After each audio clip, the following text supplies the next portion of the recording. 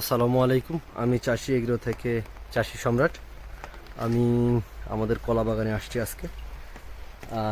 কলা বাগানে কিছুদিন আগে একটা কাদিগুলা পড়ে গেছে অলরেডি, মানে কাদি বের হয়ে গেছে। কাদিতে শক্তি যোগানোর জন্য আমরা কিছু রাসায়নিক সার ব্যবহার করছি। আপনার বৃষ্টি হচ্ছে, আলাদাভাবে সেচ দেওয়ার প্রয়োজন হয়নি আলহামদুলিল্লাহ।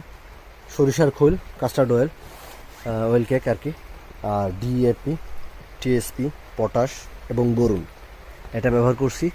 আর কিছুদিন পরে আপনার একটা দিব হচ্ছে জিঙ্ক, মানে আগামী 7 দিন বা 10 দিন পরে একটা ডোজ করব জিঙ্ক। তারপরে আপনার সালফার গ্রুপের, যেটা সিনজেন্টা কোম্পানির থিওভিট আছে, বিভিন্ন কোম্পানি অনেক নামে বিক্রি করে। তারপরে জিপসাম আর বোরন। বোরনটা এই কারণে দেব, কলা পূর্ণাঙ্গ শেপ নিয়ে আসার জন্য, কলা কোনো বাঁকা, তারপরে আপনার চিকুন, এই প্রবলেমগুলা কলা খুব সুন্দর, বরুণ খুব সুন্দরভাবে কাজ করে থাকে। সার মনে হয় কিছু দেখা যাচ্ছে। ডিএপি সারটা গলে গেছে অলরেডি।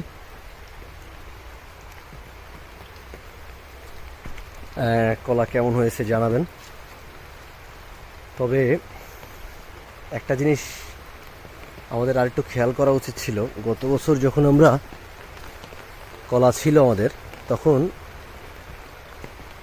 এই যে কাঠিগুলা বা বাঁশগুলা যেটা কিনছিলাম, একটু